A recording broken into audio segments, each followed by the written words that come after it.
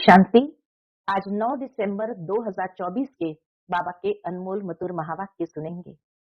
आज की मुरली में बाबा कहे, बच्चे जब तुम सन्मुख बैठते हो तो अपने को शरीर नहीं समझना है, अपने को आत्मा समझकर बैठना है। तो बाबा जो कुछ भी समझाते हैं उसको सहजता से समझ सकेंगे और धारण कर सकेंगे।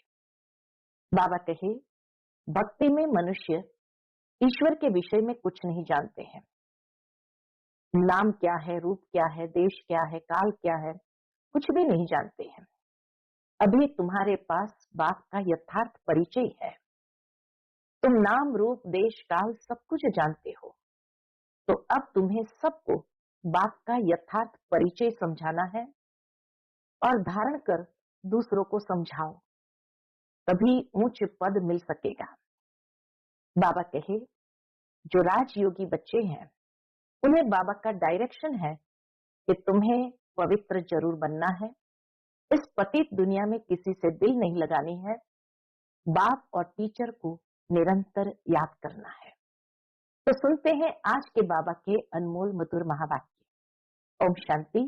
मीठे बच्चे, विनाश के पहले सबको बाप का परिचय देना है। धारणा कर दूसरों को समझाओ, तब उच्च पद मिल सकेगा। आज की मुरली से प्रश्न है, राजयोगी स्टूडेंट्स को बाप का डायरेक्शन क्या है?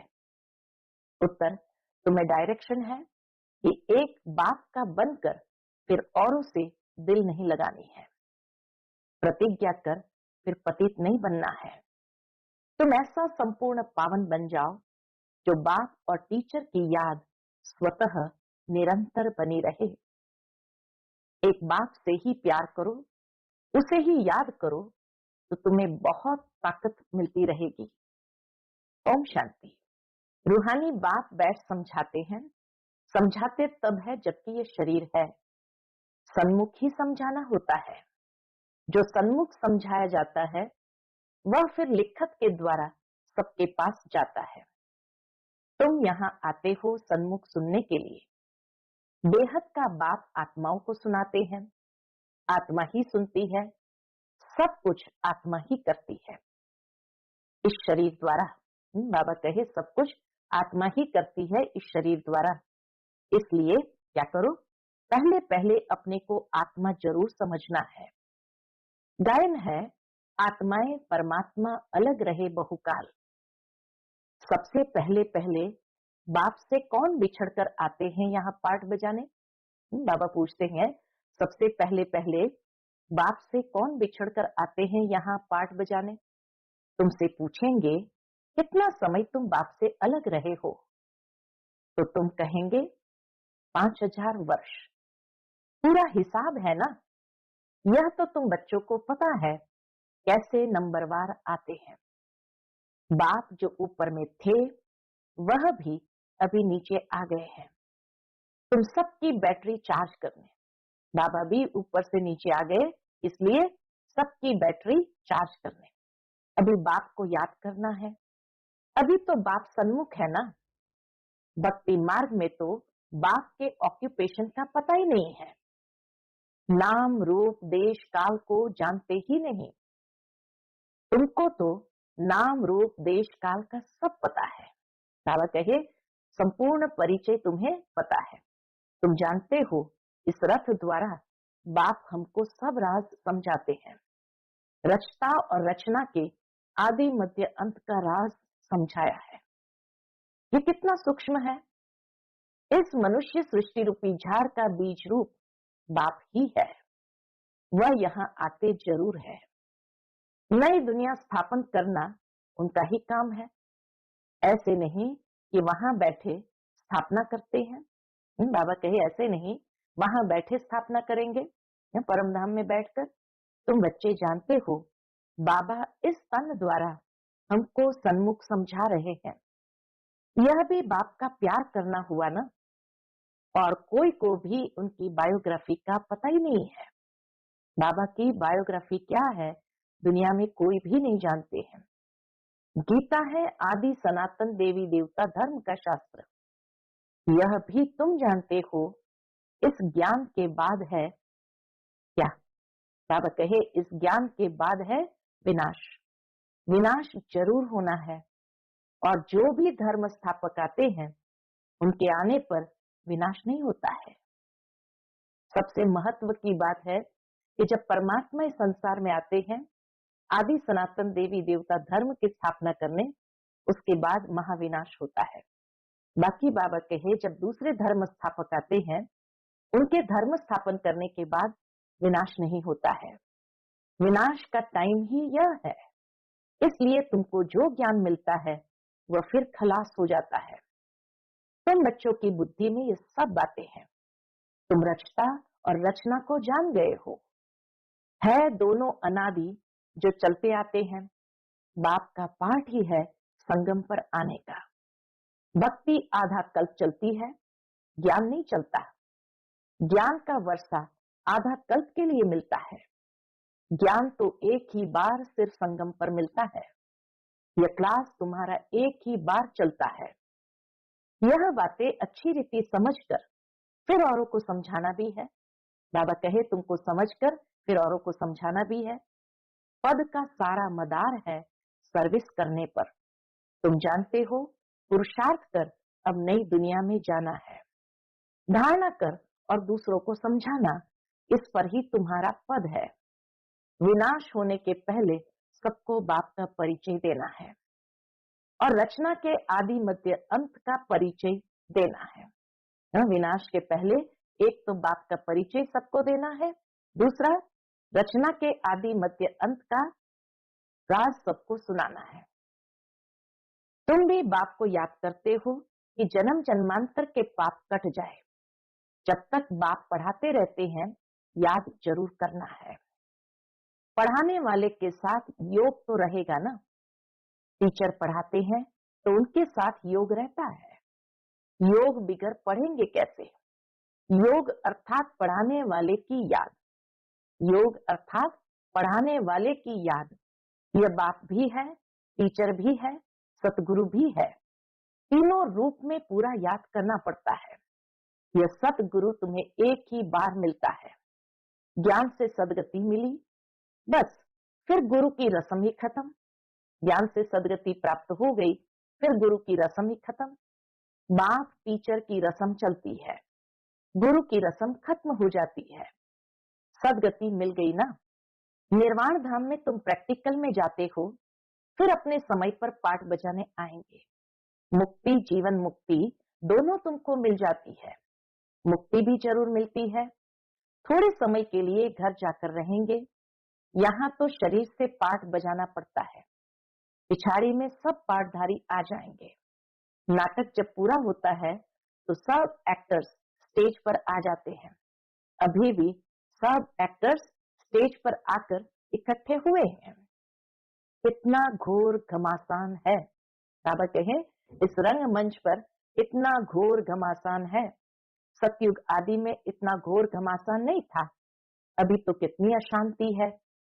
तो अब जैसे बाप को सृष्टि चक्र की नॉलेज है तो बच्चों को भी नॉलेज है। बीज को नॉलेज है ना, सारा झाड़ कैसे वृद्धि को पाकर फिर खत्म होता है। अभी तुम बैठे हो नई दुनिया की सैपलिंग लगाने अथवा आदि सनातन देवी देवता धर्म का सैपलिंग लगाने। तुमको पता है इन लक्ष्मी नारायण ने राज्य कैसे पाया। तुम जानते हो हम अभी नई दुनिया का प्रिंस बनेंगे। उस दुनिया में रहने वाले सब अपने को मालिक ही कहेंगे ना। जैसे अभी भी सब कहते हैं, क्या कहते हैं? भारत हमारा देश है। तुम समझते हो अभी हम संगम पर खड़े हैं, शिवालय में जाने वाले हैं। बस अभी गए कि गए। बाबा कहे अभी गए कि गए। हम जाकर शिवालय के मालिक बनेंगे। तुम्हारी एम ऑब्जेक्ट ही यह है।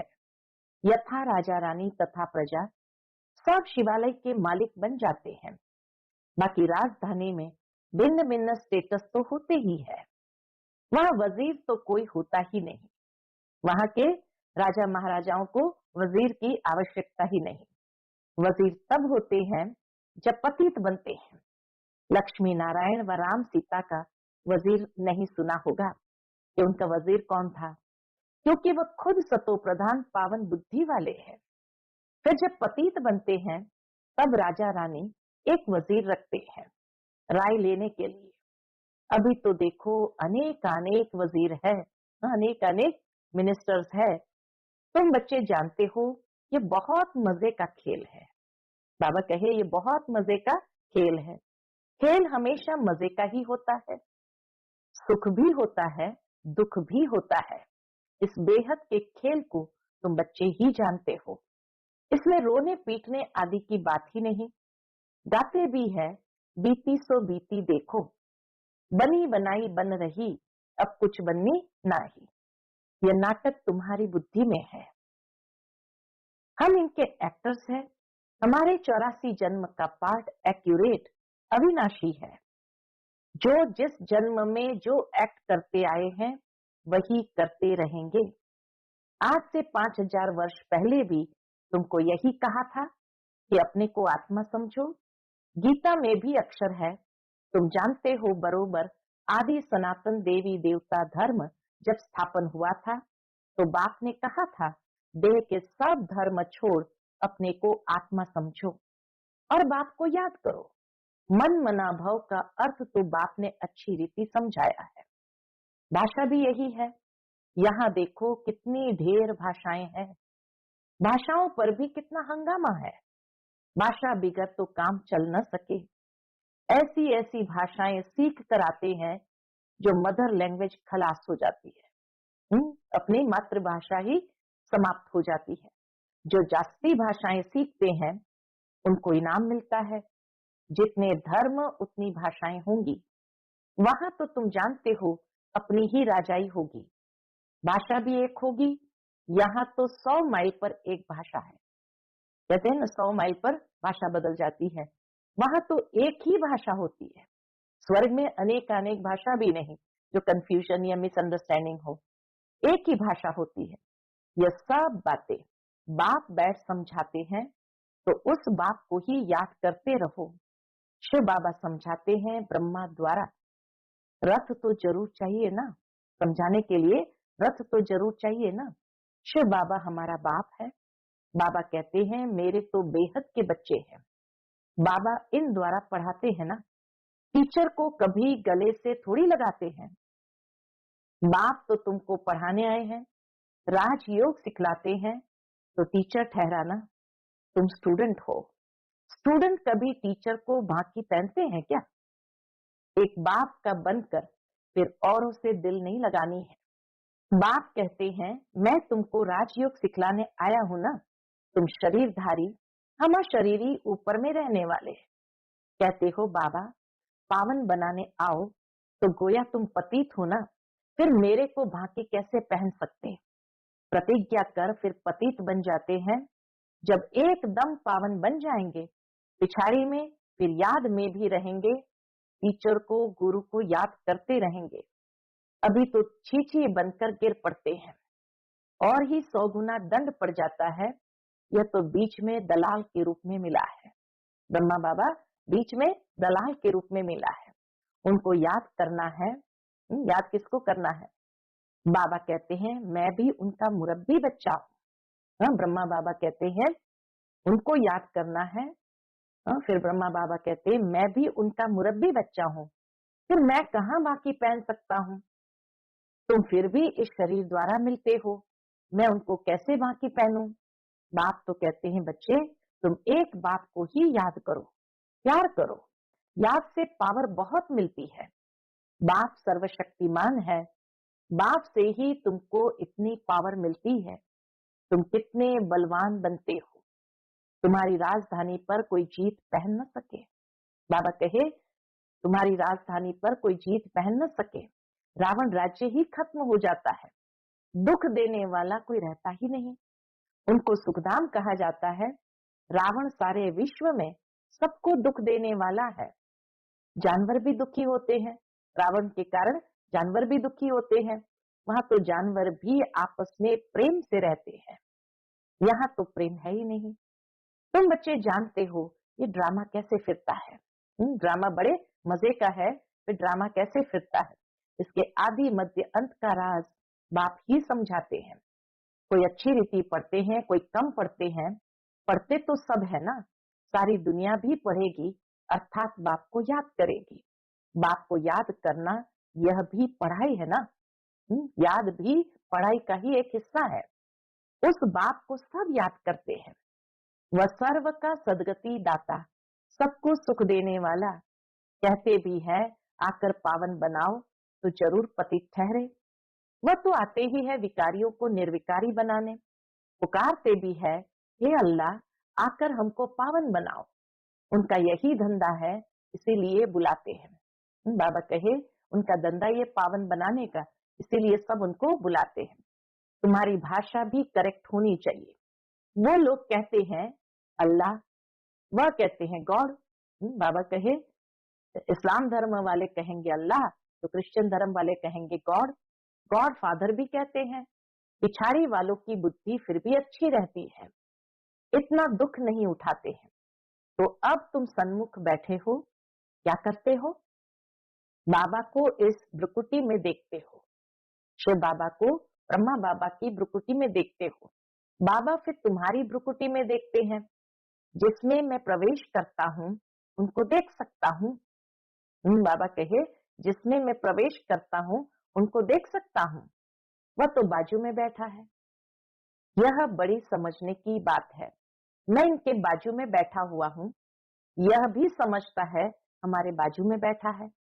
तुम कहेंगे हम सामने दो को देखते हैं। बच्चे कहेंगे हम बाप दादा को देखते हैं। बाप और दादा दोनों आत्मा को देखते हैं। तुम्हारे में ज्ञान है। बाप दादा किसको कहते हैं?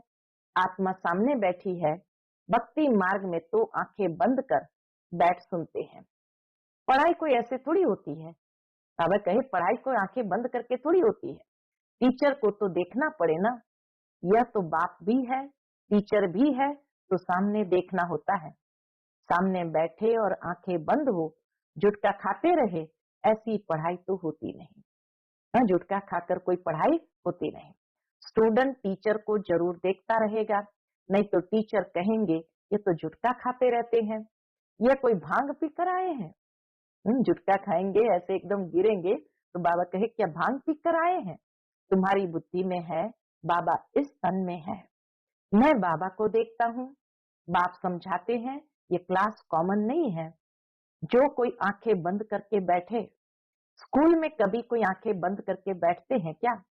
और सत्संगों को स्कूल नहीं कहा जाता है। बल गीता बैठ सुनाते हैं, परंतु उसको स्कूल नहीं कहा जाता। वह कोई बात थोड़ी है जिसको देखे। कोई कोई शिव के भक्त होते हैं तो शिव को ही याद करते हैं, कान से कथा सुनते रहते हैं। शिव की भक्ति करने वालों को शिव को ही याद करना पड़े। जो शिव बाबा के भगत है वो तो जरूर शिव को ही याद करते हैं। कोई भी सत्संग में प्रश्न उत्तर आदि नहीं होता है, यहाँ होता है। यहाँ तुम्हारी आमदनी बहुत है। आमदनी में कभी उबासी नहीं आ सकती है। जहाँ बहुत धन कमाई होती है वहां उबासी नहीं आ सकती। धन मिलता है ना तो खुशी होती है। उबासी गम की निशानी है। उबासी आना माना जरूर कोई ना कोई गम है। तो बाबा कहे बीमार होगा व दिवाला निकला होगा तो उबासी आती रहेगी। पैसा मिलता रहेगा तो कभी उबासी नहीं आएगी। बाबा व्यापारी भी है, ब्रह्मा बाबा व्यापारी भी है। रात को स्टीमर आते थे तो रात को जागना पड़ता था। कोई कोई बेगम रात को आती है तो सिर्फ फीमेल के लिए ही खुला रहता है। बाबा भी कहते हैं प्रदर्शनी आदि में फीमेल्स के लिए खास दिन रखो तो बहुत आएगी। पर्दे नशीन भी आएगी। उस जमाने में तो पर्दे नशीन थे, तो इसीलिए बाबा कहे उनके लिए अलग समय रखो, अलग दिन रखो। पर्दे नशीन भी आएंगी। बहुएं पर्दे नशीन रहती है। अगर मोटर में भी सवारी करके जाती हो तो भी बाबा कहे मोटर में भी पर्दा रहता है। यहाँ तो आत्मा की बात है। ज्ञान मिल गया तो पर्दा भी खुल जाएगा। सतयुग में पर्दा आदि होता नहीं। यह तो प्रवृत्ति मार्ग का ज्ञान है ना, वहां किसी से पर्दा करने की आवश्यकता ही नहीं। अच्छा, मीठे मीठे सिकिलते बच्चों प्रति माता पिता बाप दादा का याद प्यार और गुड मॉर्निंग। रूहानी बाप की रूहानी बच्चों को नमस्ते। हम सभी रूहानी बच्चों की रूहानी माता पिता बाप दादा को याद प्यार, गुड मॉर्निंग और नमस्ते।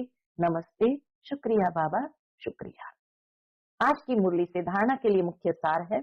पहली पॉइंट, ये खेल बड़ा मजे का बना हुआ है। इसमें सुख और दुख का पाठ नूंदा हुआ है, इसलिए रोने पीटने की बात नहीं। बुद्धि में रहे बनी बनाई बन रही, बीती का चिंतन नहीं करना है।